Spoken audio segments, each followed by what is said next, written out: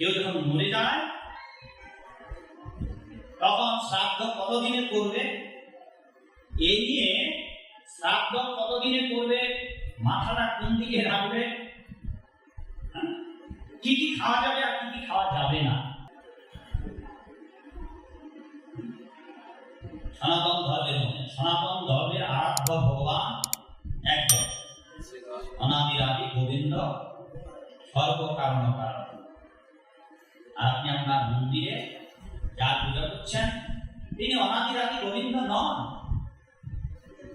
সুতরাং যদি এইরকম বিপদগামী হন আর দেহ নিয়েই ব্যস্ত থাকেন, তবে চিদানন্দ পরমার্থ পরম তত্ত্ব পরকাল আপনার বিপদ হবে। হে রাজন, আগামী আর মাত্র সপ্তম দিবস অন্তে আপনার জীবনের রবি অস্তমিত যাবে। তাই এই মুহূর্তে আপনার উচিত কার্য হবে কি, 7 দিনের মধ্যে আপনার পারলৌকিক উদ্দেশ্য পালন করুন। আমরা পারলৌকিক উদ্দেশ্য কখন সাধন করি বাবা? সারা জীবন। এটা আমার অহংকার ভাববেন না।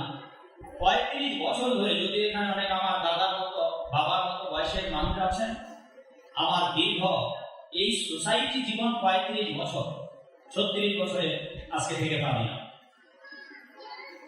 ভক্তি জীবন তারও আগে, ছোট্টবেলা থেকে একটা তিক্ত অভিজ্ঞতা আলোকে বলতে পারি যে এই পারলৌকিক কাজটি সারা বাংলাদেশে প্রায় 90, 99, 95 ভাগ মানুষ, প্রায় 100 ভাগের প্রায় মানুষ পারলৌকিক উদ্দেশ্য সম্পাদন করে। কখন?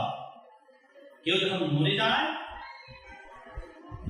তখন শ্রাদ্ধ কতদিনে করবে, এই নিয়ে শ্রাদ্ধ কতদিনে করবে, মাথাটা কোন দিকে রাখবে, কি কি খাওয়া যাবে আর কি কি খাওয়া যাবে না, এই নিয়ে মানুষ বাংলাদেশের 35 বছরে যত যোগাযোগ করেছে আর চিঠি লিখেছে। এর আগে আমি প্রতি মাসে 250-300 চিঠি লিখতাম। চিঠি লিখতে লিখতে আমার এই যে আজও পড়ার চিহ্ন রয়েছে। এত মানুষের চিঠির জবাব দিতে হয়েছিল, কারণ তখনকার দিনে তো মোবাইল ছিল। সবার এই প্রশ্ন, মরণের পর যে ব্যক্তি মরে গেছেন ওই ব্যক্তি কোনোদিন জিজ্ঞাসা করেনি। মরে যাওয়ার পর সেই ব্যক্তিকে উদ্ধার করার জন্য এবার হরিপুর বৈষ্ণব গোসাই তব বিনা ভব নদী তরাইতে গেল। সারা জীবন বৈষ্ণবদের কথা শুনলো না, সারা জীবন ভক্তদের কথা মানলো না। এইবার অবশেষে বাবা একটু বৈষ্ণব সভার আয়োজন করতে হবে, হ্যাঁ, পার্বতী মঙ্গলের জন্য। যেমন আপনাদের এখানে ভাগবত পাঠ প্রতিদিন হচ্ছে, কিসের মঙ্গলের জন্য বাবা? সবার ওই মোড়া মা বা সমাজের অথবা বিশ্ব শান্তির, আর কি বাবু, বিশ্ব শান্তির মঙ্গল কামনা আমরা এই নাম যজ্ঞ বা ভাগবত অনুষ্ঠানের আয়োজন করছি। কিন্তু চরম বিপদটা কখন হয়? যখন আমরা মরে যাই, তখন ভাবি যে এইবার পারলৌকিক কাজটা যেন ভালো। এই তো সেদিন একজন প্রবীণ ব্যক্তি আত্মহত্যা করেছে। এই মাসে প্রায় 3 জন আত্মহত্যা করেছেন। গতকালকে একজন জলে ডুবে মারা গেছে। আর আমাদের সারা দেশ থেকে বিভিন্ন রকমের ফোন আসে। তারা জানতে চেয়েছেন যারা ফাঁসি দিয়ে মারা যায়, স্নান করে মারা যায়, এদের উদ্ধারের ব্যবস্থা আছে কিনা। আর এই উদ্ধারের ব্যবস্থা কি ডাক্তারের কাছে গিয়ে পাবে, কোন মিষ্টির দোকানদারের কাছে গিয়ে পাবে? তখন ওই জয়পুর বৈষ্ণব গোসাই তখন সাধুদের কাছে আছে। সারা জীবন সাধুদের নাম ধরিল। এইবার মরে গেছে বেচারা, সারা জীবন পাপ করেছে। এইবার পরকালে উদ্ধারের জন্য ব্যস্ত হয়ে পড়ি আমরা আমাদের পিতা মাতাকে জীবদ্দশায়। এই জন্য পরীক্ষিত মহারাজকে সুখদেব গোস্বামী বললেন, এই 7 দিনের মধ্যে পরকালে যাতে আপনার ভালো হয় তার পারলৌকিক সাধন করা দরকার। আমরা মরার পর করি। পরীক্ষিত মহারাজ বললেন জীবিত অবস্থায়, জীবিত অবস্থায় সেই জন্য বললেন যে আপনার যেহেতু আর মাত্র 7 দিবস সময় রয়েছে, তাই এখন কাজ হবে। এই সময়ের মধ্যেই বলে দিলেন, এই সময়ের মধ্যেই একটা শেষে রস্যই লাগাই দিয়েছেন, মধ্যেই অবশ্যই চ অবশ্যই আপনার পারলৌকিক উদ্দেশ্য সাধন করুন। আপনারা মন্দির করবেন না, যদি মরে যাবে, আপনাদের সওয়াল পাওয়ার রয়েছে, নাতি নাতনি রয়েছে, এরা পারলৌকিক সম্পাদন করবেন। যদি সেটাই হতো, তাইলে পরীক্ষিত মহারাজকে বলতো যে আপনি 7 দিন অপেক্ষা করেন, মরে, আর তারপর আমরা আপনার পারলৌকিক ক্রিয়া সম্পাদন করব। আমরা যেটা ভাবছি বিষয়টা এরকম না। যদি মরবার করে পারলৌকিক ক্রিয়া শ্রাদ্ধাদি করেই মানুষের কল্যাণ হয়, তাই সুখদেব গোস্বামী জীবদ্দশায় পরীক্ষিত মহারাজকে এই আদেশ দিতেন না যে আপনার মাত্র 7 দিন সময় বাবা, আপনার মরণের আর 7 দিন, অতএব এই সময় আপনার একটা উপযুক্ত কাজ সম্পাদন করতে হবে, পরকালে যাতে আপনার পরম কল্যাণ সাধিত হয়, তার জন্য আপনাকে পারলৌকিক কার্য সম্পাদন। দৃষ্টান্ত দিয়েছেন গতকালকে যে কাহিনীটি আমরা বলেছি, যিনি অতি অল্প সময়ের মধ্যেই পরবর্তী জীবনের জন্য নিজেকে প্রস্তুত করেছিলেন, সেই মহারাজ ভট্টাঙ্গের দৃষ্টান্ত প্রদর্শন করে সুখদেব গোস্বামী মহারাজ পরীক্ষিতকে এই বলে উৎসাহিত করেছিলেন যে তার জীবনের আর 7 দিন মাত্র অবশিষ্ট আছে এবং তিনি অনায়াসে সেই সময়ের সদ্ব্যবহার করে পরবর্তী জীবনের জন্য নিজেকে প্রস্তুত করতে পারেন।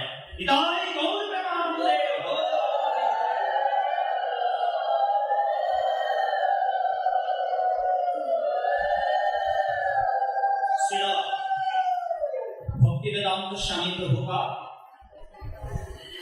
ছিল সুখদেব গোস্বামীর এই বক্তব্যের তাৎপর্যে তিনি বলেছেন যে সুখদেব গোস্বামী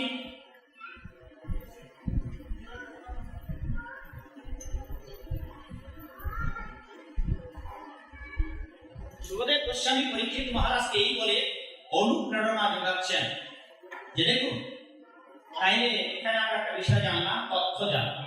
তথ্যটা হচ্ছে এই যে এই পরীক্ষিত মহারাজের ঘটনাটা রাজর্ষি ভট্টাঙ্গের পরে, যার ফলে পরীক্ষিত মহারাজকে সুখদেব গোস্বামী ভট্টাঙ্গ রাজার দৃষ্টান্ত দিচ্ছেন যে আপনি তো রাজর্ষি ভট্টাঙ্গ পেয়েছিলেন মাত্র 1 মুহূর্ত সময়, তাই তিনি যদি 1 মুহূর্ত সময় পেয়ে ভগবানের কাছে ফিরে যেতে পারে, আর আপনার সময় 7 দিন, এখানে 7 দিনের কথাই বলা হচ্ছে, আপনার সময় 7 দিন, তাহলে 48 মিনিটের মধ্যে যদি কেউ যেতে পারে, আপনি 7 দিনের মধ্যে প্রস্তুত হয়ে থাকতে পারবেন না, যেতে পারবেন না ভগবানের কাছে।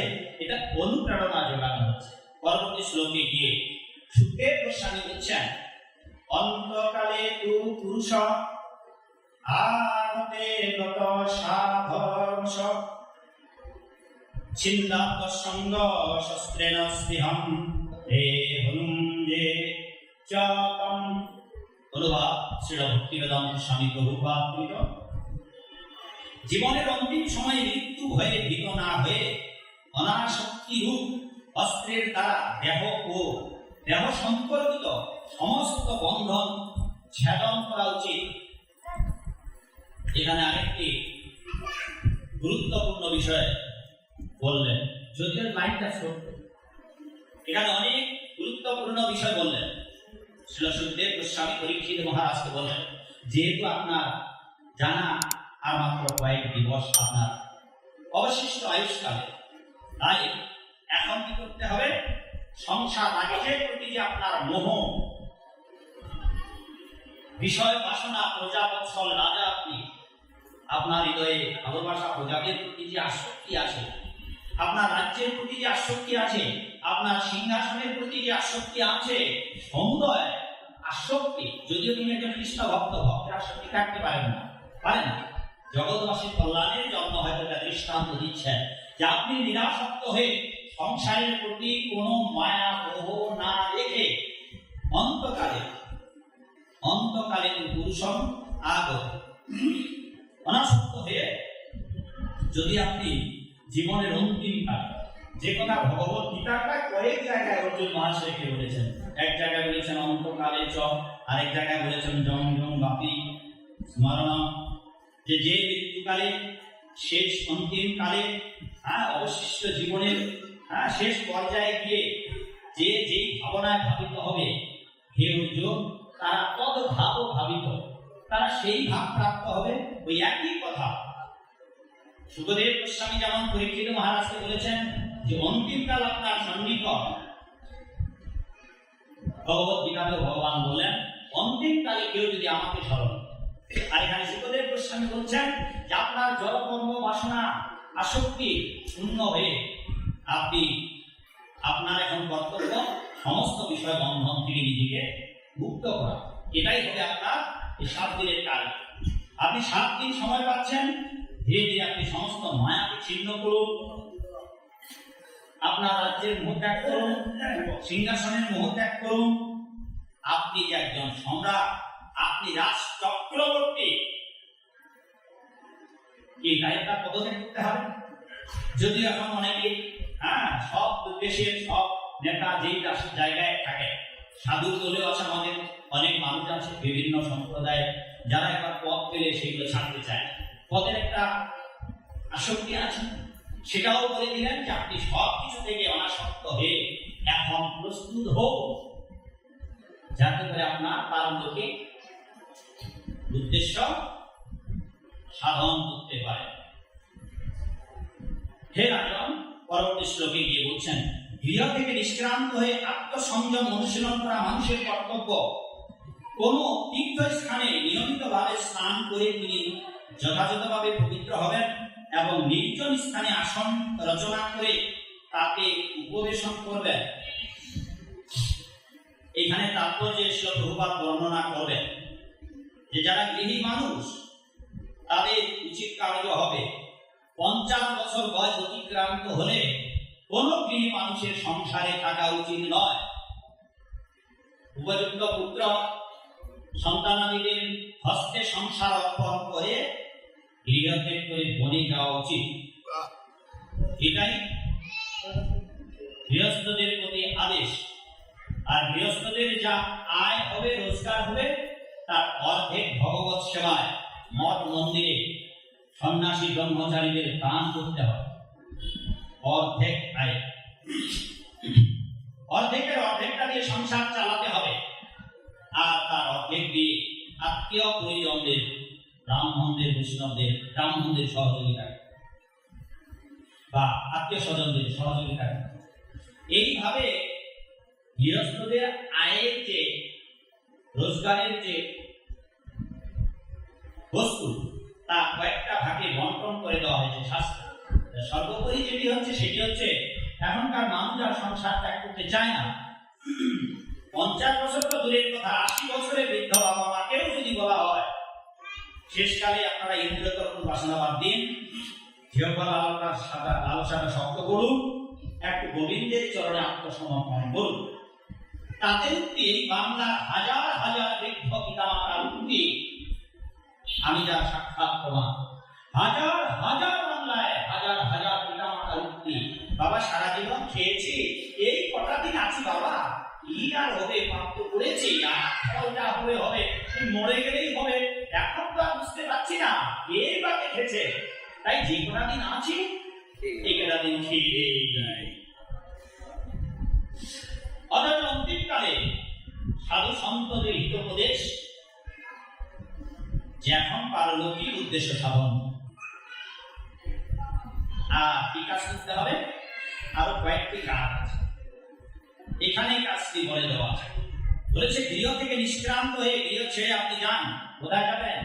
এখন বন নাই, ভাগবতে বলে দেওয়া আছে, আর উপায় দেওয়া আছে। কোথায় যাবেন? বলছে তীর্থস্থান। চৈতন্য চরিতামৃতেও বলা হয়েছে, চৈতন্য চরিতামৃতে খুব গুরুত্বপূর্ণ কথা বলা হয়েছে। সেখানে বলা হয়েছে সাধু সঙ্গ, নাম সংকীর্তন, ভাগবত শ্রবণ, মথুরাবাস, শ্রীমূর্তি শ্রদ্ধায় সেবন। সাধনের সকল সাধন শ্রেষ্ঠ এই পঞ্চ অঙ্গ, কৃষ্ণ প্রেম জন্মায় এই 5 অল্প সময়। 5টা জিনিসের কথা বলা হয়েছে। কি কি? সাধু সঙ্গ, নাম সংকীর্তন, আর যা আপনারা শ্রবণ করছেন ভাগবত শ্রবণ। এখন এইখানে ভাগবতের এই শ্লোকে বলা হচ্ছে তীর্থস্থানে মথুরাবাস, শ্রদ্ধায় গোবিন্দের শ্রী বিগ্রহের সেবা। তাহলে একটা একটা ছোট্ট ছোট্ট করে ব্যাখ্যা দিই। সাধু সঙ্গ ধরুন আপনারা এখানে 22 দিন ধরে ভাগবত অনুষ্ঠানে যোগদান করছেন, সাধু সঙ্গ করছেন। আপনারা এটাও জানেন যে ধর্মীয় সজ্জন সঙ্গতি রেখা ভগবতী ভবার নবে করণে নৌকা। কেউ যদি ক্ষণকাল মাত্র সাধু সঙ্গ করে সেও মহাবিপদ থেকে নিজেকে উদ্ধার করতে পারে, সংসার থেকে উদ্ধার হতে পারে। আপনারা অনেক সাধু সঙ্গ করেছেন, কিন্তু সংসারের বন্ধন, লোভ লালসা যায়নি কেন বাবা? এক কারণ আছে। সাধু সঙ্গ তো হলো দুটো কারণ। এক, যাদের সঙ্গ করেছেন ওরা হয়তো সাধু নয়, ভেজাল সাধু। এক উত্তর। দুই, তারা সাধু, আপনি ভেজাল, পুরোটাই ভেজাল। কিরকম ভেজাল? সেখানে চুম্বকের দৃষ্টান্ত দিয়েছেন আচার্যরা। চুম্বকের কাজ লোহাকে আকৃষ্ট করা, আর এই লোহার চারপাশে যদি কাদা মাটি দিয়ে লেপন করা হয়, এই মা, এই কোনার মায়েরা, এদিকে মা দয়া করে শুনুন। আপনারা অনেক দূরে আছেন, আপনাদের মুখগুলো আমি দেখতে পাচ্ছি না, দয়া করে কথা বলবেন না, আমার কথা শোনো মাগো, আর নাইলে আমি উঠে দাঁড়িয়ে কথা বলবো। দয়া করে কোনো মা কথা বলো না, নাইলে আষাঢ়ি গল্প শুনিয়ে শেষ করে দেবো।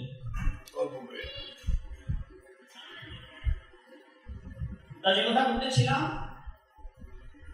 সাধু সঙ্গ দুটো দোষ কি? যে হয় যে যাদের সঙ্গ করছেন তারা সাধু নয়, আর দুই নম্বর, আপনি এতটাই অসাধু যে সাধু সঙ্গ করে আপনার চিত্তে কোনো প্রতিক্রিয়া হচ্ছে। কিরকম?